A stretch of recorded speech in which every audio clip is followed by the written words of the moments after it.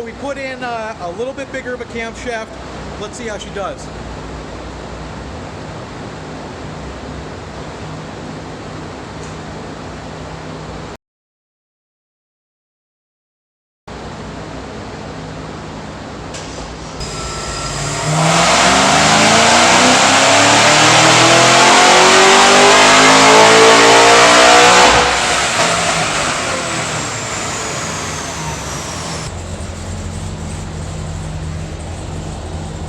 Bad.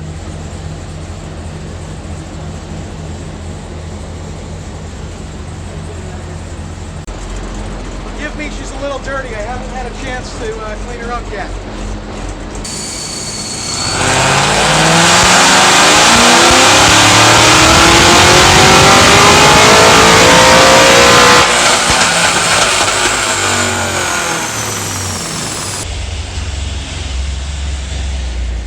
Back runs.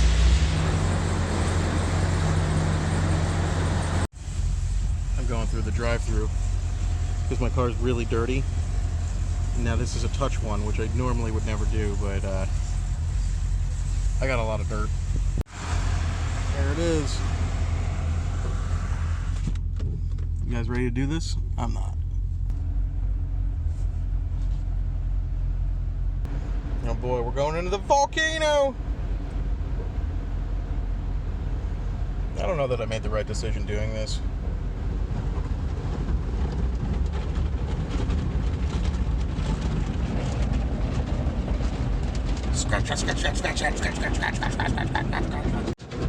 I can just feel all the scratches happening.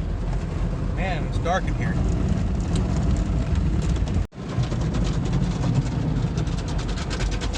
Holy crap. What did I do?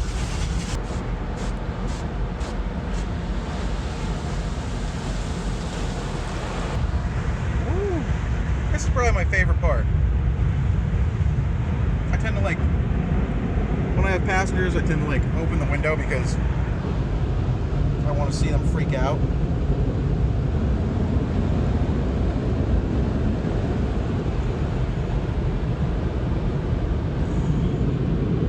It's not saying go yet. Oh, now it's saying go. Okay, well, that was fun. I don't even want to see what kind of damage I did. So I'm just going to keep on driving. I think it's funny that on the way to the track here, I'm still looking for people to race before I get to the track.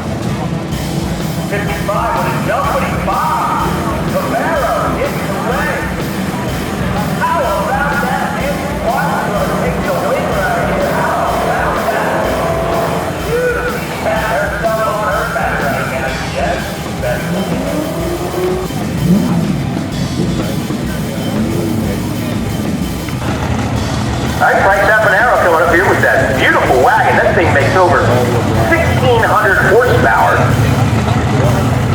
at the rear wheels, of course, on the chassis dyno. Run the tire right off the hitch. Back on, that thing will still fit tires right there to 330 it did. Look, you're still getting twin turbo and boosted horsepower right there.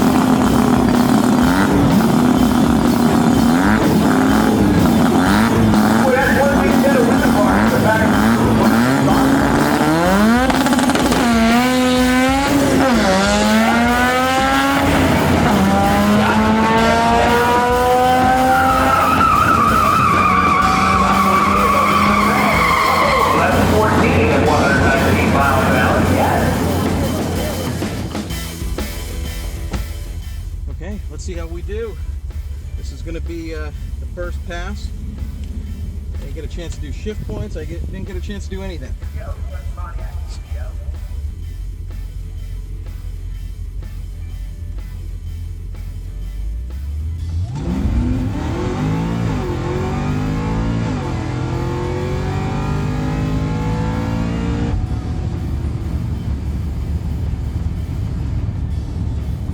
I glanced over and I saw my intake air temperatures going sky high, so I stopped the pool. I don't know that with the stock heat exchanger and getting heat soaked here that I'm going to be able to make a full pass how I want to. So that kind of sucks. It is pretty hot. We'll let her cool down and see what happens. Thank you. 6.6 in the 8th. I did a 1.5 60 foot, 106 mile per hour in the 8th. I might have been let off by then. I don't know. But I definitely didn't like seeing 180 degree intake air temps. I've been suspecting a little bit that the Varimax pump that I'm using is failing, and we're planning to go to the inner chiller. So yeah, I don't know. You know what's crazy though? I let off at the 8th and I still did better than the time before. I did a 10.7 at 104 miles per hour. That's pretty sick. All right, Big Andrew Zork, tell us about your monster. So, like, I'm pretty happy with it. Like, the first pass was a 10.79, which is better than the last time I was at the track, which was a 10.9. Perfect. And I only went to the 8th mile and let off. My intake air temps were pretty hot because it's still got the stock heat exchanger on.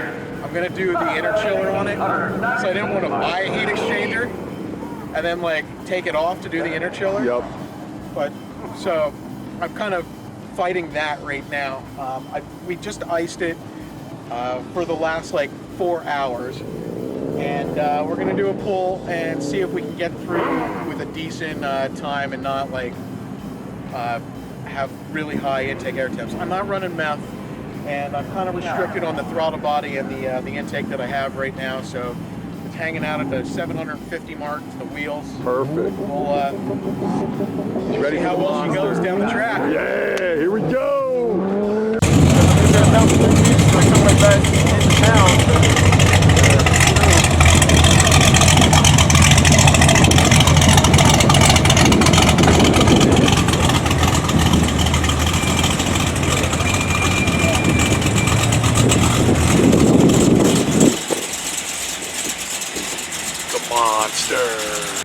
All right, here he is, Big Zork, ready to rip, baby. Look at that beauty.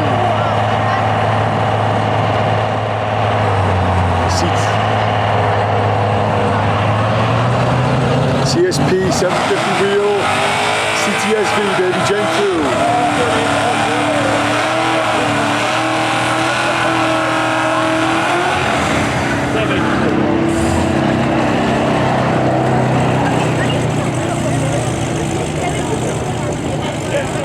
Where's the track hole? Let it rip, man. Here we go.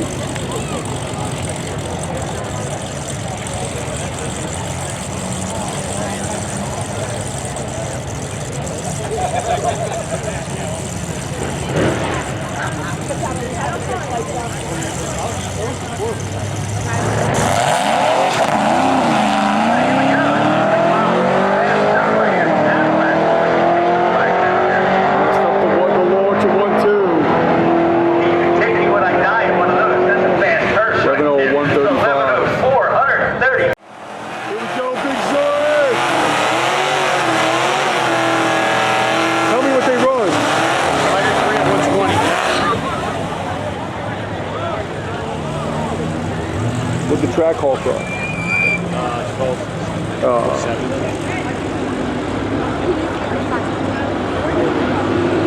Big Zork, let it rip here, baby.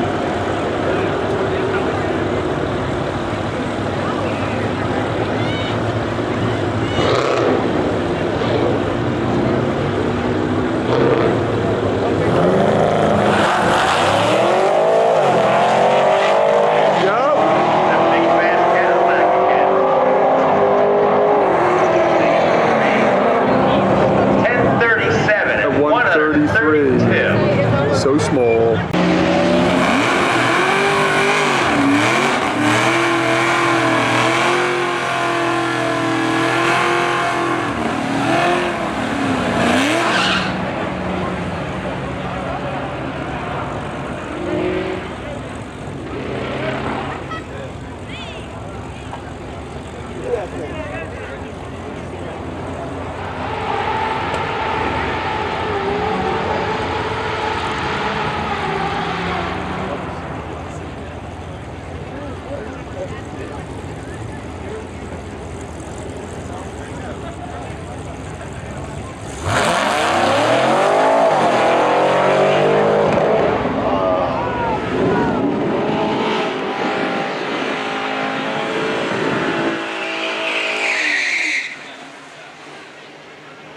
So we start with a really nice 60-foot right off the road, basically a 151, and then I let off shortly after the 8th mile per hour and still ran a 10.7.